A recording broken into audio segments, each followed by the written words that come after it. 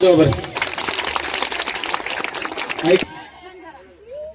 नारी तू नारी है, तू सब पे भारी है, तू आग है चिंगारी है, नारी तू सब पे भारी है.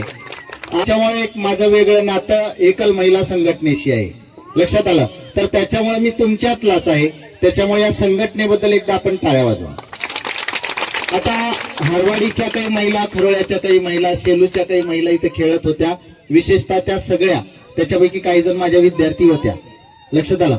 या वयामध्ये तुम्ही मैदानावर येताय, तुम्ही खेळताय, मला खरोखरच माझं मन भरून. तर मी जास्त बोलणार नाही. मी तुम्हाला म्हणलं होतं फक्त 2च मिनिट बोलणार आहे, तर 2 मिनिट माझे आता सुरू होत आहेत.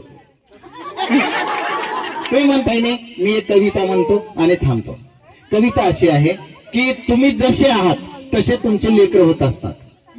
एखाद्या घरामध्ये लेकरू जे वाढतं ना, ते आई वडिलाकडे बघून वाढत असतं. त्याचे सगळे गुण त्याच्यामध्ये येत असतात. आई कशी बोलते तसंच लेकरू बोलतं. बरोबर आहे. आणि आपली स्वप्न लेकरामध्ये असतात. एखाद्या घरामध्ये जर बाल शिवरायाचा, छत्रपती शिवाजी महाराज व्हायचा असेल तर अगोदर जिजामाता झाली पाहिजे. तुम्ही जिजामाता आहात.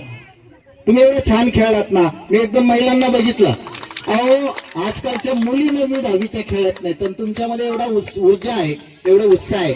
तर मी कविता म्हणतो, तुम्हाला आवडली तर टाळ्या वाजवायचं, नाही तर नाही. ऐका ऐका दोस्तानो, ऐका ऐका दोस्तानो, माय बापाची कहाणी. ऐका ऐका दोस्तानो, माय बापाची कहाणी. माय नारळ खोबर, बाप नारळाच पाणी, बाप नारळाच पाणी. बाप कष्ट करी माझा करी रान हिरवगार, बाप कष्ट करी माझा करी रान हिरवगार. माय हरीन काळीज पिका जपती अफार, माय हरीन काळीज पिका जपती अफार. बाप शिवाराचा धनी, बाप शिवाराचा धनी, माय धन्याची गराणी. माय नारळाच पाणी, माय नारळाच पाणी. एकदा माय बापामध्ये पैज हो लागली, सांग कुणावानी हाय, सांग कुणाची सावली. लेकरू होत असताना कुणावानी हाय सांग म्हणतात. सांग कुणावानी हाय, सांग कुणाची सावली.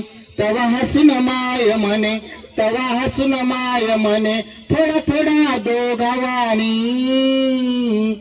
माय नारळाच पाणी, माय नारळाच पाणी, माय नारळाच पाणी, माय नारळाच पाणी. धन्यवाद.